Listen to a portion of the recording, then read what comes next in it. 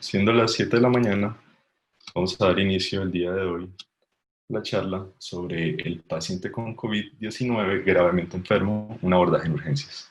Mi nombre es Julián Zuleta Mejía, soy residente de Medicina de Urgencias de la Universidad de Antioquia. Empiezo presentándoles un contenido. Este contenido va o inicia con la epidemiología, posteriormente pasamos al abordaje en urgencias, dando unos conceptos generales, lo que tiene que ver con la clasificación, cómo se aborda la falla ventilatoria, el choque con su soporte hemodinámico como tratamiento y unos conceptos muy básicos sobre la reanimación o cómo cambia en el paciente con COVID-19. Finalmente, daremos unas conclusiones. Antes de dar paso a la charla como tal, quería invitarlos a que esta charla va precedida por unas que ya hablan del manejo inicial del paciente y de la clasificación y el diagnóstico del paciente con COVID-19. Y estas están dentro del canal de YouTube de Teleeducación de la Facultad de Medicina de la Universidad de Antioquia. Y lo pueden visitar. Continuamos entonces. ¿Por qué es importante hablar del paciente con COVID grave? El paciente con COVID grave, básicamente, lo podemos muy seguramente por las noticias, por el gran auge que ha tenido esta pandemia, se han escuchado mucho acerca de la epidemiología, pero vamos a dar unas aseveraciones básicas con respecto a los estudios más grandes sobre los que nos han mostrado cómo se comporta esta enfermedad. Voy a mostrarles solamente 3 de ellos para ser breves. Y el primero de ellos es el estudio de One, que muy seguramente han escuchado de él en algún momento, que nos da las características de la enfermedad por COVID-19. ¿Sí? One es uno de los que más ha escrito, uno de los investigadores que más ha escrito acerca de, o que más está haciendo investigación sobre esta enfermedad. Por otro lado, vamos a hablar algo corto del estudio de Wu, que habla de los factores de riesgo asociados al SDRA y además a la muerte por el coronavirus o el COVID-2019. Además de eso, este otro estudio, por último, el estudio de Su, que fue publicado en Lancet, y que también nos habla de los factores de riesgo y la mortalidad en estos pacientes. Quería mostrar básicamente la gran diferencia que se ve en estos 3 estudios. Este es el estudio de One que les hablé inicialmente. One nos muestra los datos de 1099 pacientes que recolectó. 14% de los ingresos hospitalarios o de esos 1099 pacientes, 14% correspondían a ingresos hospitalarios. Él recolectó los pacientes de 522 instituciones y de ellos se determinó que el 5% ingresaron a UCI, 2.3% requirieron ventilación mecánica invasiva y se tuvo una mortalidad o se encontró una mortalidad del 1.4%. Disculpen, por acá coloco el puntero un segundo.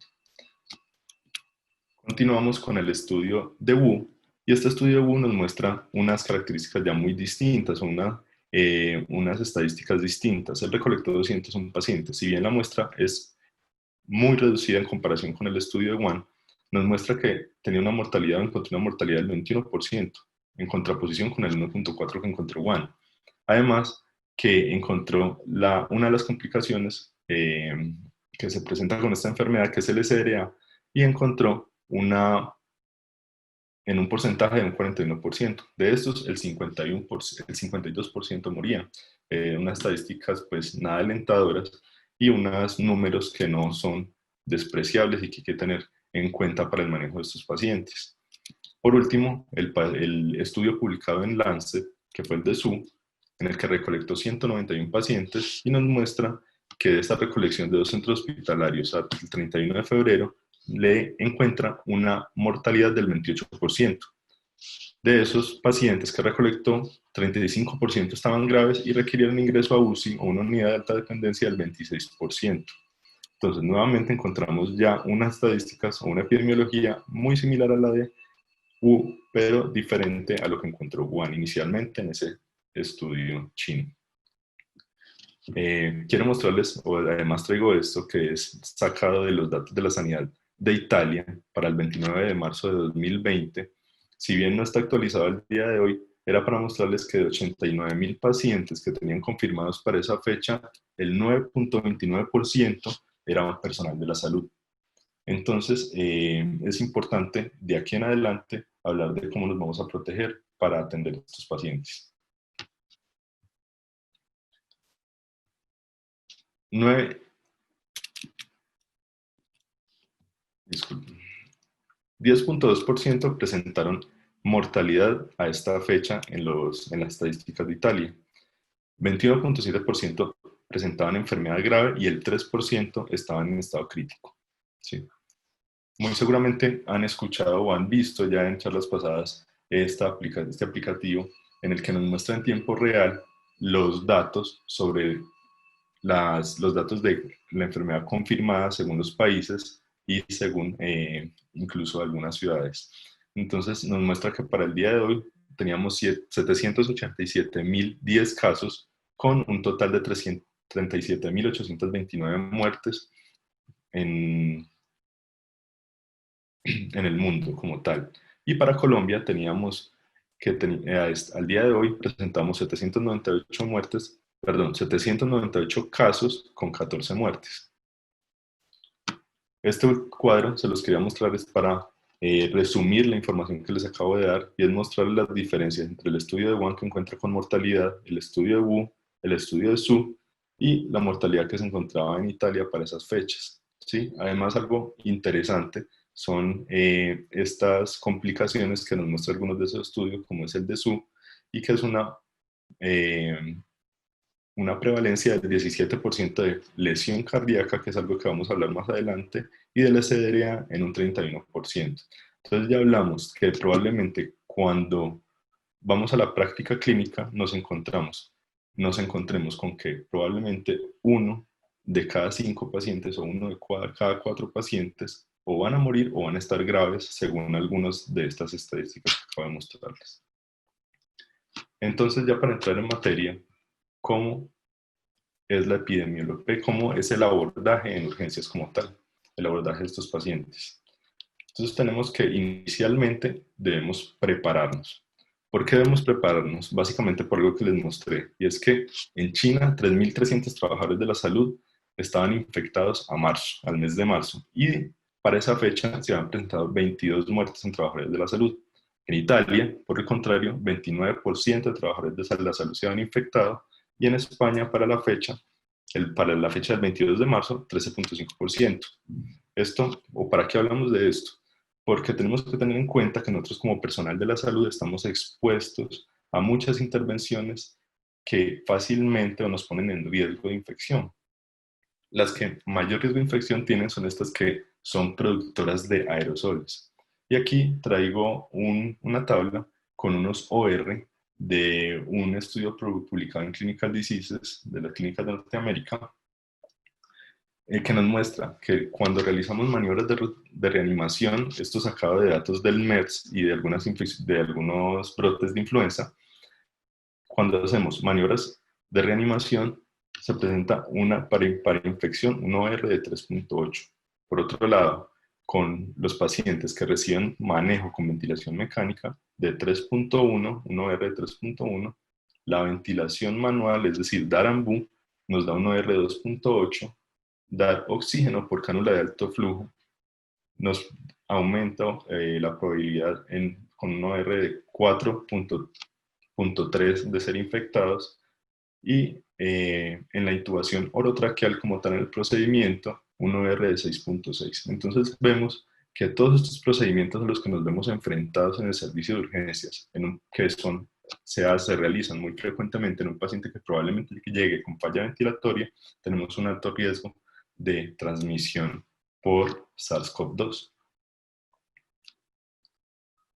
Entonces, en cuanto a prepararnos, ¿qué debemos hacer? Primero es anticiparnos. De acuerdo a todas las guías clínicas que han salido hasta el momento, debemos seguir las recomendaciones en cuanto a la protección, al equipo de protección personal.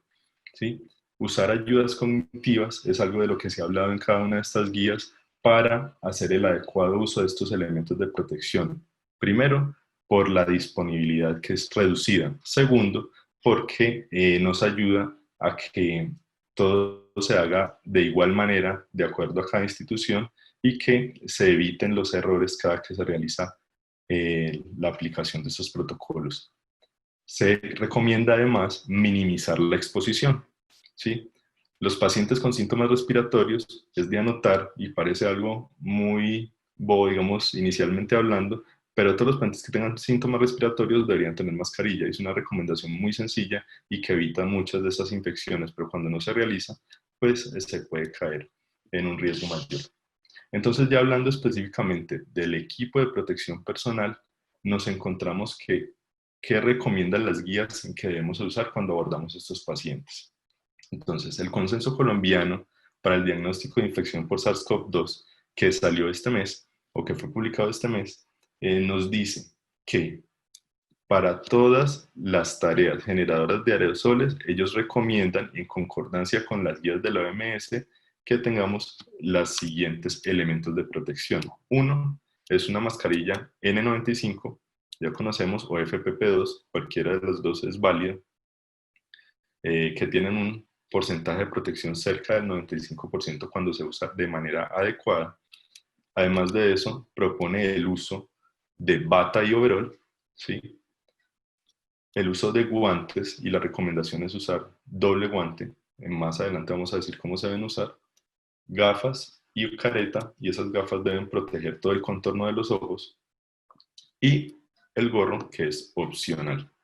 En esta recomendación nos hablan del uso de polainas, botas u otros elementos que de pronto se han escuchado en otras guías, ni tampoco en los elementos de protección que se usaron en las brotes de ébola. En contraposición a las tareas generadoras de aerosoles, el consenso colombiano recomienda que si no se va a estar expuesto a aerosoles, simplemente todos estos elementos, el único cambio que tienen es que cambia la mascarilla N95 por una mascarilla quirúrgica y el resto de elementos con las mismas características. Entonces, aquí viene la parte crítica del uso de los elementos de protección personal, que son la colocación y el retiro, ¿sí? Aquí es donde se dan la mayoría de errores y donde podemos estar expuestos a contagio. Entonces, ¿cómo recomiendan que se deba poner y retirar estos elementos de protección? Uno, primero, un traje básico. Un traje básico se refiere al traje que llevamos normalmente para realizar nuestras labores, una pijama. Posteriormente, realizar con cada uno de los pasos higiene de manos, antes y después de cada paso. Higiene de manos. Pasamos a colocarnos los primeros guantes, ya después la bata, mascarilla, protección ocular, gorro y por último los segundos guantes. Van a ver que pueden haber variaciones en el protocolo, pero esas variaciones ya van a depender de cada institución o de la guía que se revise. Hay algunas variaciones con respecto, por ejemplo, a la guía china o el handbook chino que ellos publicaron para el manejo de la enfermedad COVID-19. Y aquí les muestro los pasos que ellos dan para poner y retirar, o lo que conocemos como donning y doffing. ¿Sí? Entonces, inicialmente nos dicen que primero la ropa o la pijama con que va a trabajar de manera usual, pero eso no quiere decir que la traiga de la calle y se la ponga, sino que ellos recomiendan, y lo mismo en el consenso colombiano, que se use una vestimenta única para la labor. Es decir, que se utilice al momento de llegar al trabajo y que se retire al momento de retirarse del trabajo. Entonces, después de esto, lavarse las manos, ponerse el gorro, miremos que este tiene una secuencia distinta, luego la mascarilla, ponerse los guantes, posteriormente el overol, ponerse nuevamente el segundo par de guantes y revisar que la vestimenta esté completa. De pronto, los pasos en la colocación no tienen tanto riesgo. El mayor riesgo es en el momento de retirar los elementos de protección personal. Y estos sí deben ser críticos. Y por eso se recomienda que llevemos una lista de chequeo para que se retiren en orden y como deben ser. Y que además de que se lleve una lista de chequeo, tengamos una segunda persona que vigile que estemos realizando los pasos de manera adecuada. Además de que nos ayude, por ejemplo, con la higiene de manos en el caso de que se haga con alcohol, para garantizar que no se esté reinfectando cada que cogemos alguno de estos elementos. Entonces, al momento de retirar los guantes, ellos proponen que en la palma de la mano realicemos tracción sin tocar la parte de dentro del guante, lo vamos retirando hasta lograr el retiro completo, teniéndolo en la mano contralateral. Después de esa mano, introducir por debajo para realizar el retiro del guante completamente y que quede dentro del guante que quitamos previamente. De manera posterior, empezar con el retiro, en este caso del overall, según lo que nos muestran en el handbook, el retiro de las gafas o de las monogafas, realizar nuevamente higiene de manos, remover la máscara, y esa remoción de la máscara se debe realizar partiendo de la parte posterior de la fijación de la máscara, ¿sí? Tratando de no tocar en ningún momento ninguna de las superficies. Posteriormente vamos a realizar nuevamente higiene de manos, el retiro del gorro, que se va a hacer también desde la parte posterior, y por último, el retiro de los guantes previo a un lavado de manos. Posterior al retiro de guantes, vamos a verificar que no quedamos con ninguna sustancia macroscópica o visible que requiera alguna higiene adicional, y verificar que todos los elementos hayan sido retirados de manera adecuada.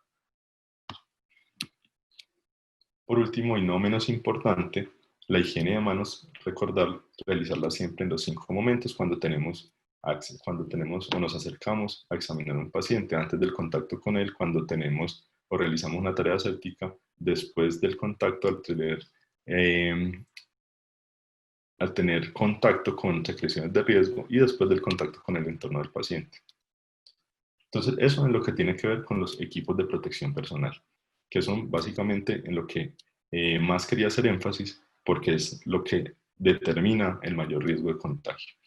Entonces, después de la preparación, vamos a clasificar ahora sí la enfermedad. ¿Sí? ¿Qué es realmente, de qué estamos hablando cuando hablamos de enfermedad grave por COVID-19?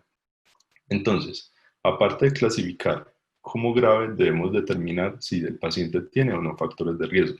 Esto es principalmente importante para definir dónde vamos a atender a nuestro paciente. Si nuestro paciente requiere hospitalización en una institución, o si simplemente va a requerir egreso. En este momento no vamos a hablar de ese tipo de pacientes, porque la charla va enfocada hacia el paciente con enfermedad grave. Entonces, ¿cuáles son los factores de riesgo o los factores que están asociados y que son asociados en esos estudios a, a mayor mortalidad? De pronto la asociación no es directa, pero sí se ha visto que cuando están estos presentes, están asimismo presentándose el desenlace de mortalidad, y ellos son una edad mayor a 60 años, diabetes, cardiomiopatía, neumopatía e inmunosupresión. ¿Cuál es entonces la definición de paciente grave con COVID-19? Los estudios que les mostré previamente, el estudio de Wuhan, lo definía por los criterios de la ATS.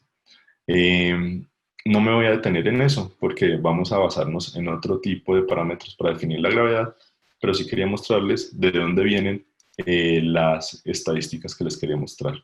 Y era el estudio de Su, venía del protocolo de tratamiento de la Comisión Nacional de Salud de Medicina Tradicional China, que está muy acorde con los criterios de gravedad que tiene la OMS, que son una dificultad respiratoria asociada a una frecuencia respiratoria de 30 respiraciones por minuto, una saturación de menos del 93%, una PAFI de menos de 300 milímetros de mercurio, o cuando se ajusta, que es una de las recomendaciones que da este protocolo, ajustarlo por la presión atmosférica. Para el caso de Medellín, daría una presión o una PAFI de menor de 250 milímetros de mercurio. Y además de eso, una progresión en la radiografía de más del 50% en 24 o 48 horas. Eso es como lo he definido estos dos estudios. Pero el consenso colombiano, que fue publicado por la SIN, por la Asociación Colombiana de Infectología, nos da estos 6 parámetros para definir el COVID como enfermedad grave. Entonces, nos muestra esta tabla inicialmente. Entonces, nos dice que la neumonía grave está definida por la sospecha de infección respiratoria con falla de un órgano, con una saturación de oxígeno menor del 90%, aire ambiente o FIO2 del 21%, una frecuencia respiratoria mayor a 30 respiraciones por minuto, y de allí pasamos a la clasificación o a la definición de síndrome de dificultad respiratoria del adulto, o SDRA. ¿Qué es este SDRA? El SDRA básicamente es un síndrome en el que se produce una ocupación alveolar que no es de carácter hidrostático, es decir, no se da por enfermedades generalmente como la falla cardíaca, sino por patologías que generan inflamación a nivel alveolar y generan ocupación de este con un edema que se da generalmente de forma bilateral. ¿Sí? Entonces, por eso los criterios que ellos nos muestran acá en este consenso dicen que el SDRA se define por hallazgos clínicos, infiltrados bilaterales en la radiografía y déficit en la oxigenación.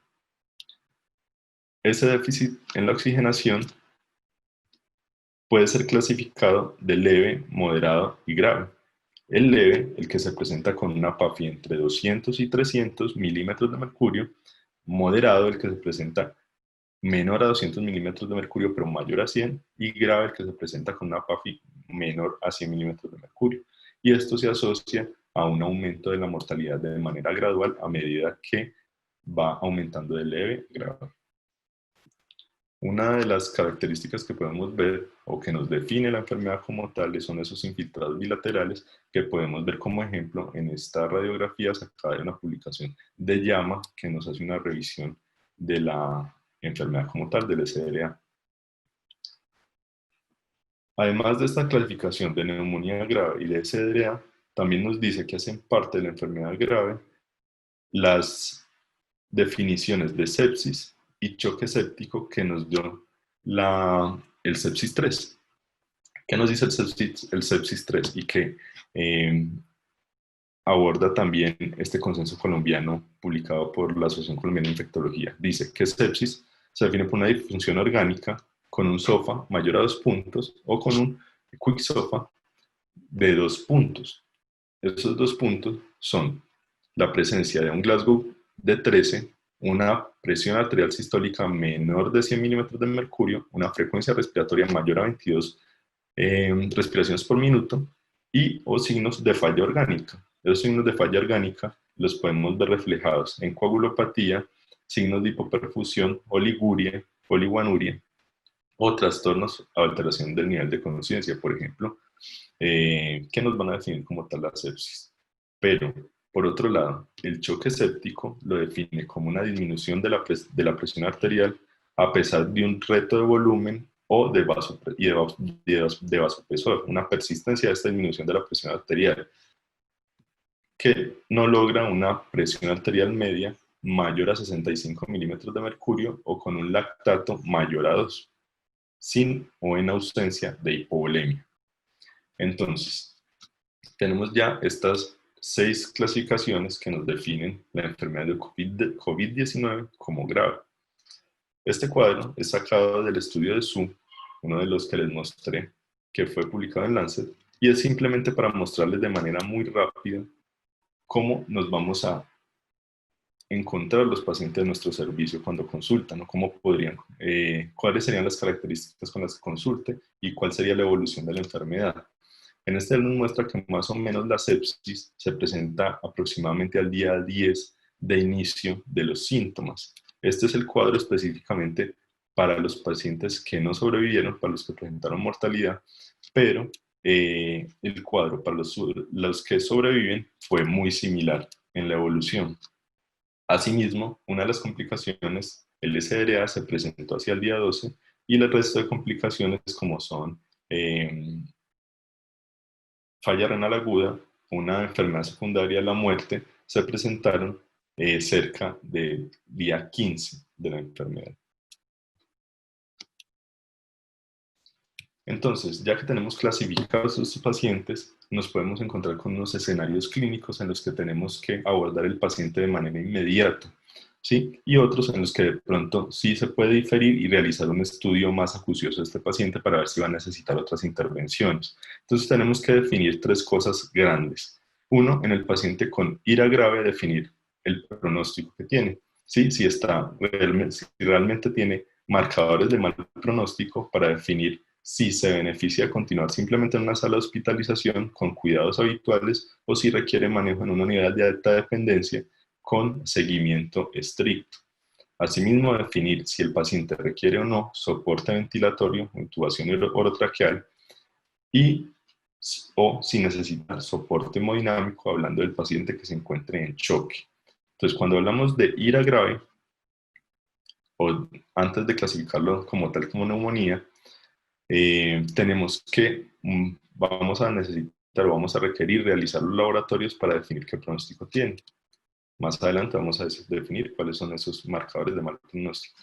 En cuanto al soporte ventilatorio, si lo requiere, tenemos que tener en cuenta que muy probablemente nos encontremos con una vía aérea difícil o que nos encontremos ya con un paciente en SDA que va a requerir intervenciones adicionales o estrictas para lograr un descenso en la mortalidad que ya vimos que salta en estos pacientes. Por último, los pacientes que requieren o necesitan soporte hemodinámico, que puede producirse tanto por sepsis o por el compromiso cardíaco que hemos visto últimamente en las revisiones que se han dado acerca de la fisiopatología de esta enfermedad y el compromiso cardíaco. Pudiera entonces esto explicar algunos de los choques presentados en estos pacientes, aunque no se presenten con una alta prevalencia. Entonces empecemos por el primer escenario clínico, el paciente con ira grave o con la neumonía grave ya definida. Este paciente dijimos que requería, según las recomendaciones del consenso colombiano, realizar estudios para definir el pronóstico. Y esos marcadores de pronóstico son estos que están en esta tabla. Una linfopenia menor de 800, que si bien se ha asociado en esos estudios publicados en JAMA a la mortalidad, uno de estos últimos estudios no mostró realmente una P significativa para esta linfopenia. Sin embargo, teniendo datos tan tempranos, es importante tenerlo en cuenta. Una LDH mayor a 350, una desaturación dada por los gases arteriales con una hipoxemia, un dímero D elevado, mayor de 1 miligramo mililitro, una troponina I elevada, y este es uno de los marcadores que nos va a definir esa complicación de lesión miocárdica y que probablemente es una de las que con mayor fuerza está asociada a los desenlaces en los últimos estudios, en los desenlaces desfavorables. Un EKG alterado dado por un QT largo, y esto es muy importante tener en cuenta en el momento de iniciar las terapias que se están recomendando en las guías para el manejo del paciente con COVID-19, una PCR elevada y una radiografía de tórax anormal. Además de eso, ya estos son pruebas complementarias que vamos a realizar dependiendo de la evolución del paciente y si requerimos o no para cambiar alguna terapia o seguimiento de algún medicamento en específico. Este estudio, publicado en Lancet en marzo, en este mes, quería traérselo a colación simplemente para mostrarles de manera muy rápida que es de donde se sacan los datos para definir esos laboratorios que nos muestran un mal pronóstico. No quería mostrárselos todos, sino simplemente este primer cuadro en el que nos muestra la asociación de la troponina, de la elevación de la troponina, con la disminución en la sobrevida. Esta línea roja es la que nos muestra los pacientes que no sobreviven y esta línea azul los pacientes sobrevivientes. Y vemos cómo a medida que se va elevando los niveles de troponina, va aumentando la mortalidad.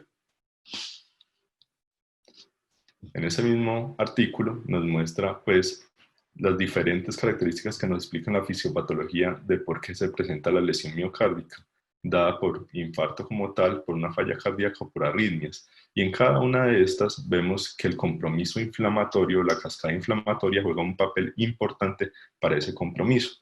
Entonces, ¿qué conclusión podemos sacar de esto? Que muy probablemente es real el compromiso directo por la infección, ¿sí? Y no tanto por el riesgo cardiovascular que ya traía el paciente previamente, además porque esto se ha visto también en pacientes que no presentaban comorbilidades previo a los desenlaces o previo a la elevación de troponinas.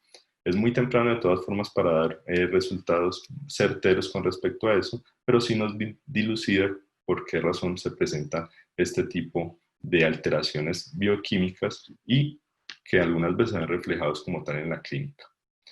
Entonces ya definimos estos tres escenarios clínicos. El paciente que vamos a hacer con el DIRA grave, ahorita tenemos que definir qué vamos a hacer con el paciente que requiere soporte ventilatorio y el paciente con soporte hemodinámico. Tal vez estos dos pacientes son los que más generan angustia al momento de abordar el paciente en el servicio de urgencias.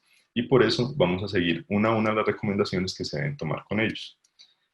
Con un primero, definir hospitalización o UCI según los laboratorios, y con los segundos ya tienen como tal un marcador de mal pronóstico. El hecho de que estén en falla ventilatoria y en choque nos define que es un paciente que requiere manejo en una unidad de cuidado intensivo o una unidad de alta dependencia. Entonces, ¿cuál es el tratamiento adecuado para estos pacientes? Uno, empecemos por el tratamiento o el soporte de oxígeno. ¿Cuándo se indica oxígeno? El oxígeno, según las guías de Surviving Sepsis, se indica a los pacientes que tienen una saturación de oxígeno menos de 92% con un nivel de evidencia bajo. Ellos sugieren que se podría realizar la oxigenoterapia, pero recomiendan que con una saturación de oxígeno menor a 90% con un nivel de evidencia moderado deberíamos iniciar oxigenoterapia. Esto para lograr una meta que no exceda el 96%, dado que se ha visto en algunos estudios en que se daba oxigenoterapia de manera liberal, estaba asociado a unos eventos adversos. Entonces, tenemos que, de pronto, el rango ideal en el que nos debemos mover para la oxigenoterapia como tal es un rango que va entre los 92% y 96% aproximadamente, según lo que nos recomiendan las guías de Surviving Sepsis.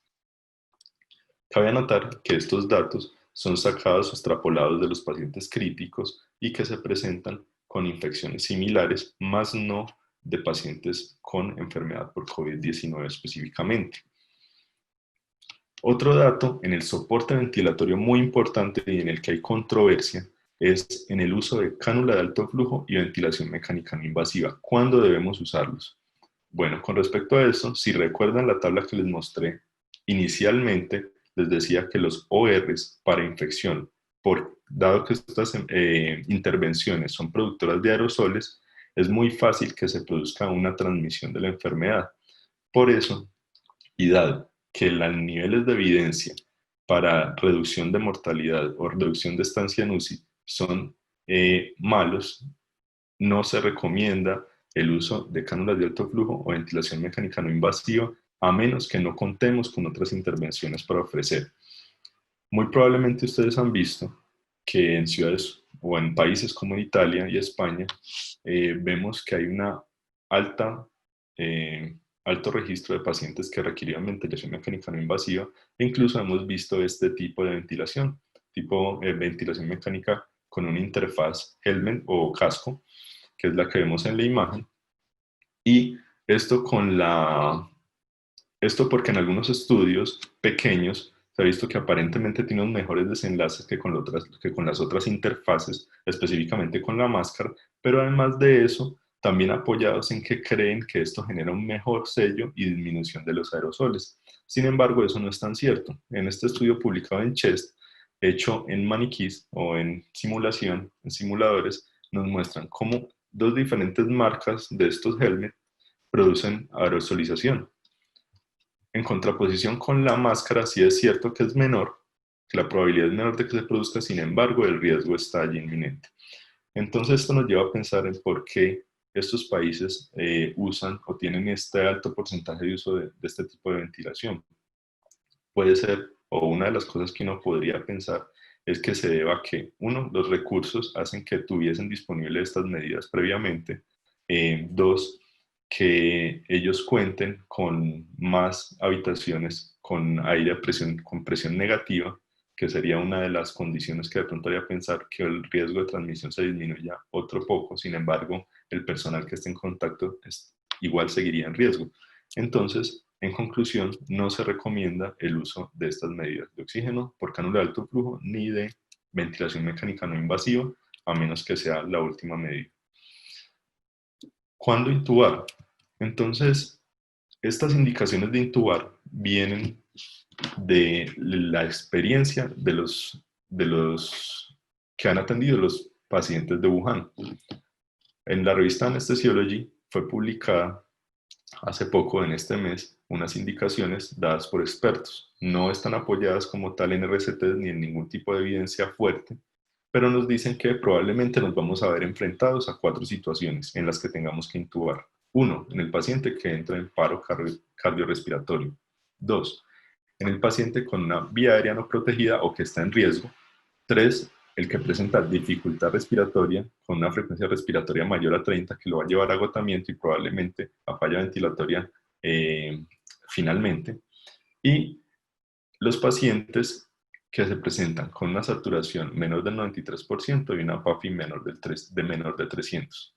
Ellos dicen que estos últimos dos escenarios, el paciente con dificultad respiratoria y frecuencia respiratoria mayor de 30 y este de saturación menor de 93, que aunque no están tan graves, dicen que probablemente son los pacientes que si no tienen rápida respuesta a la oxigenoterapia, ya sea con cánulas de alto flujo o ventilación mecánica no invasiva, deban ser prontamente llevados a una intubación orotraqueal. En el caso de nosotros, que no vamos a utilizar estas medidas o estos elementos, muy probablemente nos sirvan es para prepararnos. Si este paciente lo tenemos con oxigenoterapia convencional y no estamos haciendo una valoración continua y de pronto no tenemos los elementos de protección a la mano, si además de eso no valoramos la vía aérea, probablemente el desenlace posterior no vaya a ser el más adecuado. Entonces sí nos sirve, y los traigo a colaciones para que este paciente de manera temprana lo tengamos en mente y lo abordemos de manera rápida en el momento que se requiera.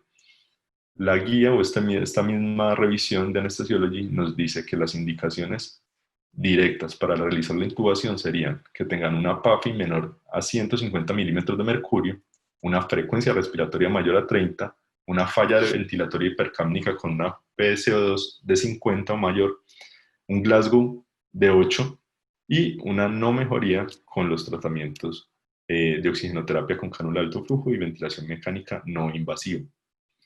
Por otro lado, la ASIN o el consenso colombiano nos dice que vamos a intubar el paciente que tiene una PAFI menor de 200 o una acidosis, un pH de menor de 7.35 con una PCO2 mayor a 45, lo que nos habla probablemente de un compromiso agudo y por eso lo tengan como indicación.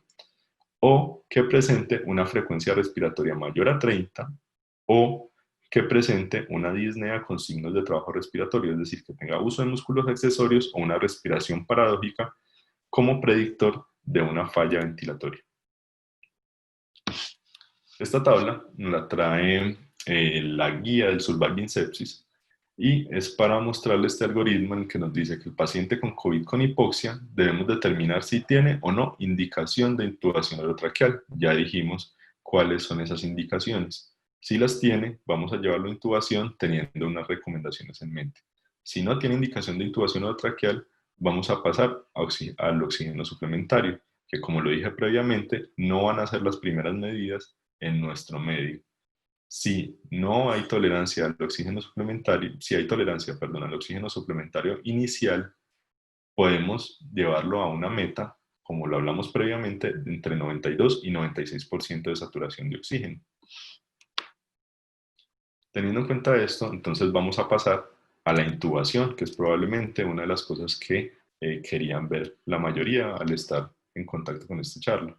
Entonces, la intubación en el paciente con COVID no se debe retrasar. Una de las cosas o una de las premisas en estos pacientes es que dar chance puede probablemente llevar a un desenlace peor. Entonces tengamos en cuenta el seguimiento continuo y las indicaciones claras para la intubación, porque eso nos va a dar el tiempo para utilizar los métodos de protección, preparar los elementos que requerimos para hacer una intubación que probablemente va a ser difícil, o previamente hacer que nuestro paciente esté en condiciones para tolerar una inducción. Entonces, debemos prepararnos y tener los elementos de protección. La intubación se va a hacer por medio de la inducción de secuencia rápida, esto tratando de evitar precisamente todo el riesgo de contagio, además de las complicaciones asociadas a la intubación. Debemos, además de lo anterior, evitar la tos. Entonces, dentro de la inducción de secuencia rápida, vamos a mostrar una consideración que se tiene especial para evitar esta situación. Disminuir el tiempo de exposición. Para disminuir el tiempo de exposición, la mayoría de consensos recomiendan que se use la intubación por medio de un videolaringoscopio. Así, no vamos a tener que hacer una visión directa sobre la glotis y teniendo una pantalla de manera distal a donde se hace la laringoscopia, muy probablemente el contacto con las secreciones pueda ser menor. Utilizar filtros después de que se logre la intubación y no ventilar a presión positiva, no ventilar en ningún momento sin estos filtros y sin que la máquina esté conectada. Entonces vamos a pasar a cómo se hace realmente o cómo es el proceso de realizar una intubación en estos pacientes con COVID grave. Se recomienda entonces que para el inicio tengamos en la disposición del paciente, ojalá, si es posible, en una habitación con presión negativa. Eso en nuestro medio es difícil, pero en la medida de lo posible se debe realizar, pues, lo que recomiendan las guías, precisamente para evitar ese contagio. Desde un principio nos decían que disminuya en la medida de lo posible el número de participantes. En este caso, esta guía italiana nos recomienda que sean 3 operadores los que estén disponibles de manera inicial para hacer el manejo o el abordaje de la vía aérea de este paciente. Primero, el paciente que está a la cabecera, que es el que va a estar encargado de la vía aérea, es el paciente que debe ser o debe tener la mayor experticia o el mayor conocimiento sobre el manejo de la vía aérea. En condiciones habituales, muy probablemente el mejor esté en las mismas capacidades que los otros en un servicio de urgencias, pero en la medida de lo posible debe ser el mejor o el experto para que el primer intento de intubación sea el mejor y sea el exitoso. Además de él, el que va a manejar la vía aérea, debemos tener a alguien como asistente de la vía aérea y un tercero que va a manejar los medicamentos o la monitorización. Además de eso, en la parte de fuera de la habitación vamos a tener otros circulantes que van a hacer las veces de circulantes y uno de ellos quien va a vigilar o va a llevar la lista de chequeo para la colocación o el doffing de los elementos de protección personal y el retiro de los elementos de protección personal. Esta habitación debe ser rotulada de acuerdo al aislamiento. Recordemos que lo que se recomienda para estos pacientes con COVID es un aislamiento por contacto y por gotas.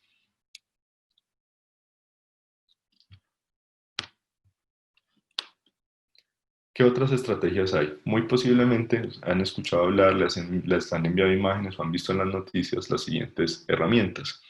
En algunas instituciones han hecho como un cubrimiento con plásticos y con otros materiales para evitar la diseminación del contagio y por debajo de él realizar la intubación, como es el ejemplo de esta imagen, en el que están utilizando un videolaringoscopio Gleiscope para realizar una intubación en un simulador para llevarlo a cabo en un paciente con COVID-19. Por otro lado, esta es otra de las intervenciones, otras estrategias que se han tratado de realizar. No es claro si realmente tiene alguna eficacia, pero no está de más si no disminuye el éxito de la intubación. Este caso específicamente es una noticia de México, pero se sabe y se conoce que en varias ciudades de acá de Colombia también lo están llevando a cabo.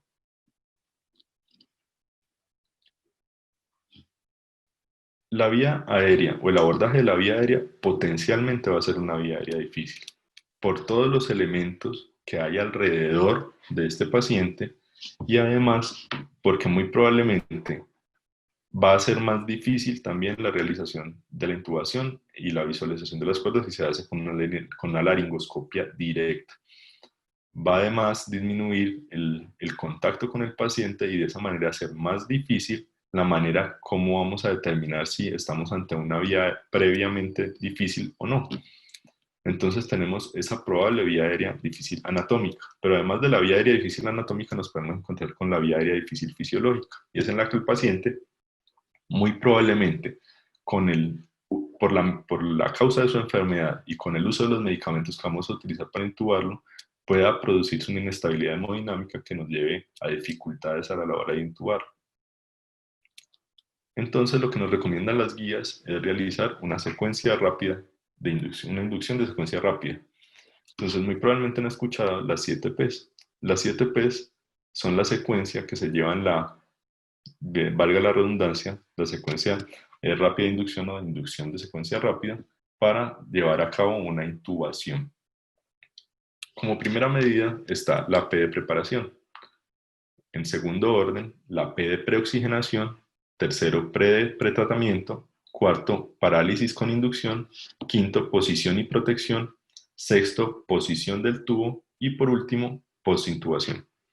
Entonces, ¿a qué se refiere cada una de ellas? Primero, la preparación.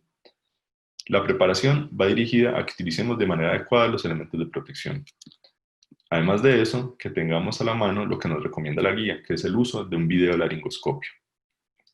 El uso del videolaringoscopio se va a definir por la cantidad de recursos con los que cuente la institución en la que estamos, y si eso no es posible, tenemos que realizar otras intervenciones para que esta vía aérea, que de por sí puede ser difícil, sea un poco más sencilla. Y otro de los elementos que podemos utilizar es, por ejemplo, los intercambiadores, o buggy en este caso, o el FROA. Se recomienda, se dice que con esta intervención se logra de manera más efectiva la intubación al primer intento. Entonces, si no tenemos un videolaringoscopio a la mano, una de las posibilidades es el uso de un buggy previamente introducido en el tubo orotraqueal para realizar la intubación. Por último, tenemos que tener un plan B, y ese plan B pues puede ser una máscara laringea, ¿sí? Un dispositivo supraglótico. En la medida de lo posible que sea un dispositivo supraglótico de segunda generación. Este no hace un sello completo y por esa razón no es la primera opción, porque vamos a estar en riesgo de contagio. Sin embargo, si es la única forma en la que logramos asegurar una vía aérea, debemos utilizarla. Después de la preparación, de que ya tenemos todo listo para la intubación, las valvas y que todos los profesionales que nos van a acompañar o el equipo de trabajo está presente, vamos a empezar con la preoxigenación. Esta imagen la traje para mostrarles algo que no se debe hacer, y lo que no se debe hacer es ventilación con presión positiva. Eso debe ser el último recurso cuando el paciente definitivamente no logramos acceder a una vía aérea por ninguno de los otros métodos y se va a caer pues en una inestabilidad a causa de una hipoxemia. Pero esto no se debe hacer ventilación. La preoxigenación en este caso se debe hacer colocando la máscara sobre el paciente y que inspire de manera espontánea. Se dice que una adecuada preoxigenación se puede lograr realizando 8 capacidades vitales, ¿sí? Es decir, que realice o movilice el volumen en 8 veces una inspiración y expiración, y con eso, al filo del 100%, muy probablemente logremos retirar el nitrógeno y ocuparlo todo con oxígeno, que nos va a dar un mayor tiempo de apnea para lograr una adecuada intubación de manera segura. Posteriormente pasamos al pretratamiento, y esta es una de las cosas que difieren también en la secuencia del paciente con COVID-19, y es que tratamos de evitar la tos en la medida de lo posible.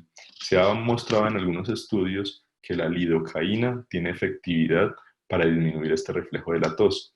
En el pretratamiento hay otros medicamentos, pero realmente el que cobra una importancia mayor aquí es esta lidocaína. Se ha usado en los diferentes estudios a una dosis de 1 miligramo por kilo o de 1,5 miligramos por kilo.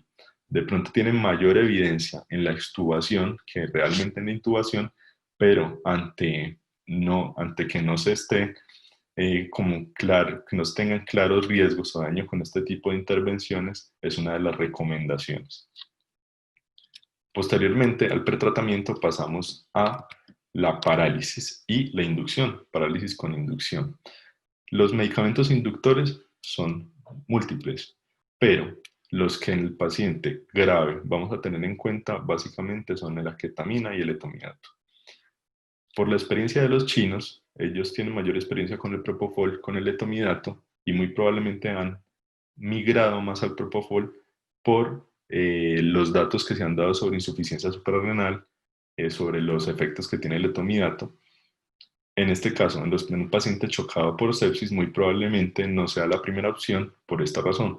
Sin embargo, aunque esto se ha demostrado, este efecto, en la clínica o en los desenlaces clínicos, no hay un dato fuerte que nos diga que no se debe usar. ¿Cuál es la ventaja del etomidato como inductor? Que es neutro a nivel cardiovascular, es decir, que vamos a lograr que no nos produzca una caída de la presión arterial, como si lo puede producir medicamentos como las benzodiazepinas o el propofol, por ejemplo. Por otro lado, tenemos la ketamina. La ketamina tiene un efecto simpático mimético que puede producir taquicardia o incluso elevación de la presión arterial, o en los pacientes que están chocados, probablemente tenga un efecto benéfico. Por eso va a ser uno de los medicamentos que vamos a tener en cuenta. Entonces, como primera opción, muy probablemente nuestro medio, la ketamina. por su costo y por los efectos que les acabo de comentar, a una dosis de 1 miligramo por kilo sea la elección. Y como segunda opción, muy probablemente el etomidato a dosis de 0,3 miligramos por kilo. Además de esos, tenemos medicamentos como el tiopental, el propofol, las benzodiazepinas que por causa pues, de que la charla del día de hoy no es acerca de secuencia de inducción rápida, vamos a pasar. Por otra parte están los relajantes neuromusculares. Los relajantes tenemos de baja latencia, es decir, que actúan de manera rápida para lograr una intubación, una secuencia de inducción rápida, el rocuronio y la succinilcolina, con un tiempo de acción que generalmente está alrededor de los 60 segundos para el rocuronio, un poco menos para la succinilcolina a estas dosis. Entonces, 1,2 miligramos por kilo vamos a utilizar el rocuronio para una adecuada relajación y la succinilcolina de 1 a 1,5 miligramos por kilo. Esta succinilcolina y rocuronio son de vital importancia, cobran vital importancia en la intubación. Se ha demostrado que en ámbitos de urgencias, cuando no hay una adecuada relajación, los intentos de intubación o los intentos de la laringoscopia fallida pueden llegar a 2 o más de 2 cuando no se realiza o cuando se compara con realizar una adecuada relajación con estos medicamentos. Por otro lado, tenemos que dentro de la secuencia está la posición. La posición en rampa y la posición de olfateo son posiciones que se toman para realizar una alineación de los ejes y así lograr una adecuada visualización de las cuerdas y lograr una intubación más fácil. En eso no nos vamos a detener porque realmente no hay un cambio en el paciente con COVID. En cuanto a la P de posición del tubo, tenemos que tener en cuenta que una vez logramos el paso del tubo por las cuerdas, debemos inmediatamente insuflarlo. Esa insuflación debe ser de entre 20 a 30 centímetros de agua si se tiene disponibilidad para la medición, para evitar lesión sobre la tráquea. Y si no se tiene esa medida, pues para medir la presión con que insuflamos el neumotaponador, podemos tener otras medidas en cuenta, como es simplemente mirar la presión de manera cualitativa sobre el piloto de este neumotaponador. Además de eso, tenemos que, antes de eso, no vamos a ventilar. Siempre insuflar el neumotaponador primero. Posteriormente, si tenemos disponibilidad, poner el filtro. Y posterior a ello, conectar al ventilador en la medida de lo posible y evitar que se tengan pausas o que se retire el tubo en varias ocasiones para así evitar la diseminación. En algunas sociedades incluso recomiendan que si por alguna razón nos vamos a demorar, el tubo sea pinzado para evitar que el paciente exhale o que tenga contacto como tal, ventilaciones con el exterior antes de conectarlo. Tenemos que tener una capnografía para de esta manera tener una verificación más fidedigna y que así tengamos o podamos realizar no tengamos que tener un contacto tan directo con el paciente para determinar que el paciente realmente tuvo una intubación exitosa. Y por último, y no menos importante, después de eso, verificar o realizar los cuidados post-intubación. Esos cuidados post-intubación van dirigidos a llevar el paciente al área donde requiere, si previamente no estaba ya en una unidad de cuidado intensivo y lo requiere ahora, trasladarlo, pero trasladarlo bien con una adecuada sedación y con una adecuada analgesia para que la ventilación sea de manera adecuada y así no se tengan fugas y evitar también de esa manera el riesgo y la exposición al personal de salud. La terapia hemodinámica. En cuanto a la terapia hemodinámica que tenemos, ya tenemos el paciente con indicación de intubación, lo intubamos, pero tenemos el otro escenario en el que el paciente está chocado. Y ese paciente chocado tiene unas características diferentes a las que tiene un paciente con una sepsis bacteriana o en otras condiciones. Y es que en este COVID-19 hemos visto por los diferentes estudios que se presenta de forma tardía. Esa presentación tardía muy probablemente nos va a llevar a que en algunos pacientes no los detectemos de manera rápida. Además de esto, es más frecuente que se presente en los pacientes que no sobreviven y con una incidencia variable en todos los estudios que no nos da un acercamiento muy real o fidedigno de cuántos pacientes nos van a llegar a nosotros con este tipo de síntoma, con esta característica clínica en choque. Además de eso, tenemos que estos pacientes como característica hemos visto que pueden presentar como complicación lesión miocárdica y que esta sea o bien la causa o por otro lado algo que nos complique el choque. Además de eso, es importante anotar que en muchos de estos pacientes el lactato está normal y que siendo una medida que muchas veces tomamos para determinar si el paciente está con signos de con una hipoperfusión como tal o está cursando con un choque, muy probablemente no lo detectemos a tiempo si nos basamos simplemente en estos parámetros. Entonces tenemos que tener la clínica de la mano para identificar a esos pacientes de manera rápida y esa clínica es determinar si ese paciente está hipotenso, si tiene una diuresis que ya nos está marcando, oliguria, que tenemos una alteración del nivel de conciencia, si hay cianosis, si hay frialdad, si hay piel moteada o livideces o si el llenado capilar está prolongado, para reconocerlo de manera temprana y realizar inicio temprano de la terapia. ¿Y ese inicio temprano de la terapia qué es? O el paciente con un choque, ¿qué le vamos a hacer? ¿Le vamos a poner líquidos a todos? ¿Y hasta cuándo le vamos a poner líquidos? Entonces esta pregunta la respondemos de la siguiente manera. Líquidos vamos a tratar de determinar si se los ponemos de acuerdo a las consideraciones que nos da el Surviving Sepsis, según si es respondedor o no respondedor a líquidos. Y esto lo determinamos con marcadores dinámicos. Aquí tengo un error, me disculpan, es marcadores dinámicos que los podemos medir por ecografía, por ejemplo, por el índice de vena cava, por otro lado, por la variabilidad de la presión de pulso, o elevación de los miembros inferiores y cambio del volumen sistólico. Es decir, cada que hacemos una intervención, hacer una medición y con esa medición determinar si es respondedor o no respondedor a líquidos. Esto, pues no me voy a detener mucho en esto, pero básicamente con estos parámetros podemos decir si a este paciente lo vamos a tratar inicialmente con volemia, con retos de volumen, o si simplemente vamos a pasar directamente al manejo con vasopresores. Se ha visto que algunas otras variables que no requieren de medidas invasivas para tomar esta determinación, pero harían falta más estudios, específicamente el paciente con COVID, no hay una evidencia que lo avale. Esto está basado en los pacientes críticos por choque de otras causas y extrapolado se podría tomar en cuenta para determinar si vamos a poner volumen, si vamos a empezar un vasopresor. Entonces, uno de los estudios grandes que mostró o que que quería traer a colación el estudio de Andrómeda, que quería o que mostraba la comparación del lactato versus el llenado capilar para determinar si este se correlacionaba con la respuesta a líquidos o no. Y se vio que el llenado capilar mayor a 3 segundos, cuando no estaba mayor a 3 segundos, perdón, se correlacionaba con la disminución de un lactato, una depuración del lactato del 20%.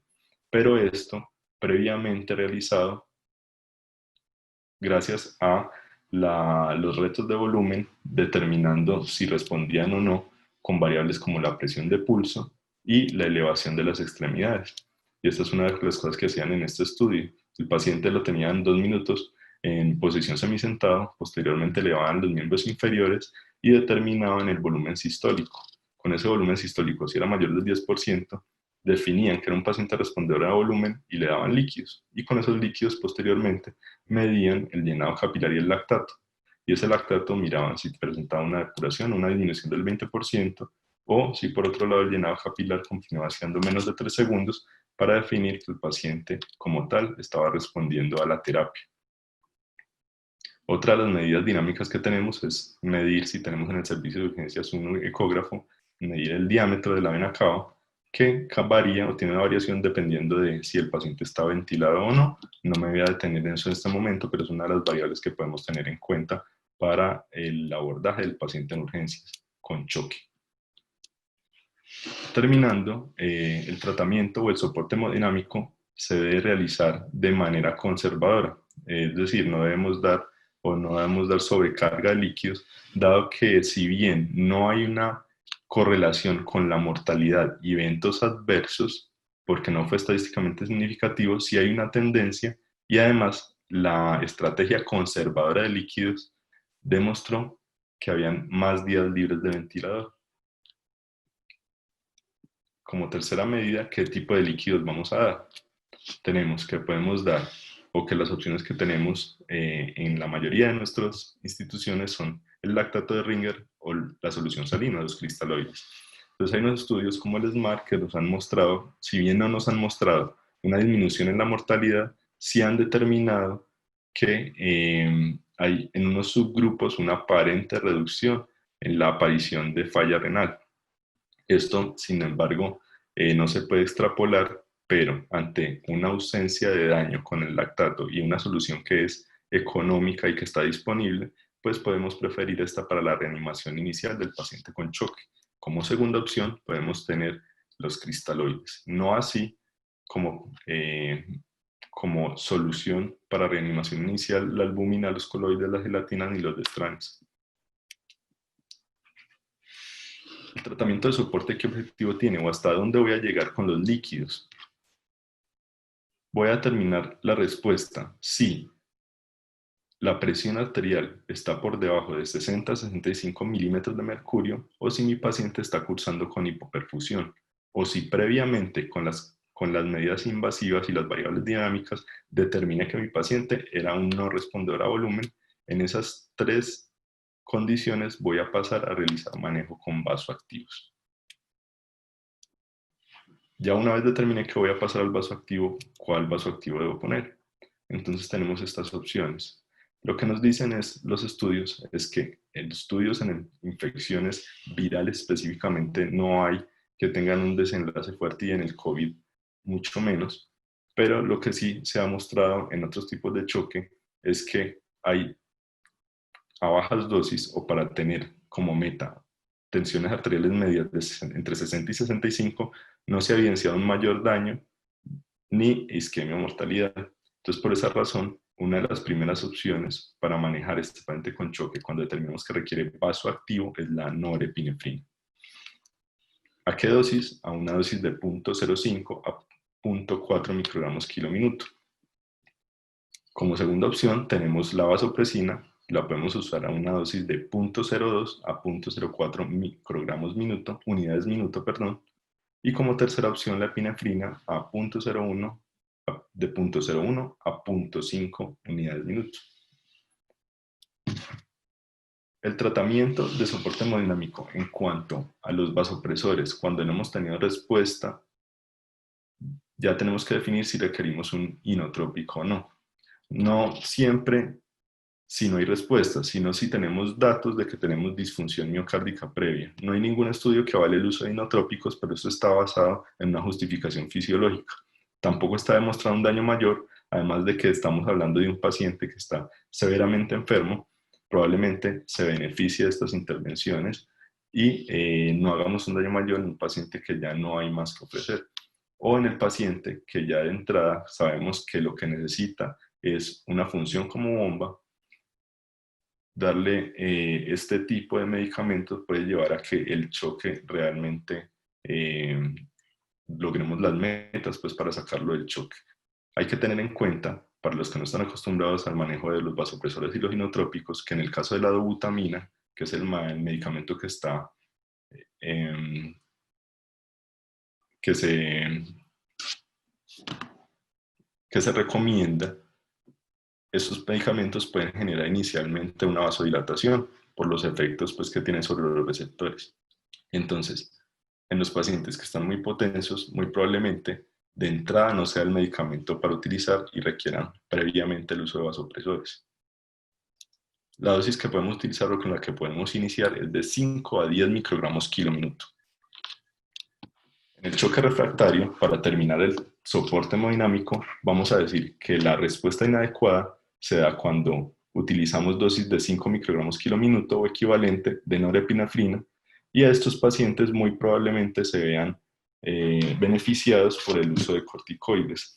El uso de corticoides en pacientes con choque no tiene una buena evidencia y si no tiene buena evidencia en otro tipo de pacientes, en los pacientes con COVID-19 es aún más incierto el resultado. Sin embargo, en un paciente ante un choque refractario y ausencia de daño demostrado, es una medida que teniendo en cuenta la probable plausibilidad biológica, nos lleve a que tengamos unos mejores desenlaces en un paciente con una condición clínica ya limítrofe. Para terminar esta parte, estos son los estudios que avalan el uso de corticoides o que se han hecho con el uso de corticoides en choque refractario, y simplemente para demostrarles que el beneficio en la mortalidad en esta columna no fue significativo, no había una diferencia. La única diferencia que se encontró en algunos de esos estudios fue el control de choque en menores días. Entonces, dado su beneficio teórico y ausencia de daño, la guía de Surviving Sepsis nos recomienda el uso. Por último, y para terminar, la terapia antibiótica y el diagnóstico diferencial. En cuanto a la terapia antibiótica, no hay muchas diferencias en cuanto al abordaje del paciente con neumonía por otras causas. Simplemente tenemos que la guía o el consenso colombiano nos dice que los pacientes con o que ingresen graves con una neumonía grave en una unidad de cuidado intensivo, deberíamos realizarle una PCR para descartar los diagnósticos diferenciales, dentro de ellos descartar las neumonías o las coinfecciones por neumonías virales, tales como la influenza, por ejemplo, otros virus, u otras infecciones bacterianas. Entonces, paciente grave que ingresa a la UCI debería realizarse una PCR si está disponible para determinar el uso de antibiótico terapia. Además de eso, el uso de la procalcitonina, que es algo que hemos visto en otras infecciones, para descartar si el paciente requiere un antibiótico o para descartar que tenga una infección bacteriana, no está recomendado en el paciente con COVID-19 porque si es bien en estos pacientes se puede incluso elevar en algunas ocasiones y comportarse de manera incluso como con aumento en el paciente que está más grave, sin definir que esto está asociado a una infección bacteriana para determinar el tratamiento antibiótico. Entonces no se recomienda el uso de la procalcitonina. Además de lo anterior, se recomienda el uso o el inicio de terapia antibiótica según el consenso colombiano de manera empírica para pacientes con coinfección por SARS y por neumonía bacteriana leve. Es decir, vamos a iniciar el antibiótico en los pacientes que se sospecha la coinfección con estas características. En el paciente leve. En el paciente grave ya dijimos que debíamos hacerle la PCR. Como recomendación adicional que nos da la guía colombiana o el consenso, nos dice que en el paciente con sospecha de coinfección por neumonía bacteriana grave, en el que no se cuente en la IPS con la PCR múltiple para la detección o para descartar los diagnósticos diferenciales o las otras infecciones, deberíamos o podríamos utilizar la terapia antibiótica empírica. En los pacientes con COVID-19 y falla ventilatoria, con un bajo nivel de evidencia, o sea, el paciente que requiere intubación con un bajo nivel de evidencia, se sugiere el inicio del antibiótico empírico. En el caso del COVID-19 no tenemos datos claros de si hay una coinfección bacteriana, en qué grado, y se ha extrapolado de los datos que hemos visto del brote del MERS, es que se presenta desde un 18 a un 5%. Entonces, muy probablemente en las infecciones por COV-2, por SARS-CoV-2, también encontremos una sobreinfección en alguna medida. Ahorita, con los datos que encontremos posterior a esto y posterior a las PCRs que se hagan en estos pacientes hospitalizados, probablemente podremos determinar otras conductas en cuanto a qué paciente requiere de entrada manejo antibiótico empírico y cuáles no, haciendo la salvedad que a todos los pacientes que tuvimos indicación para manejo antibiótico, debemos siempre descalar el tratamiento dependiendo de la mejoría clínica o si en algún momento logramos el aislamiento microbiológico.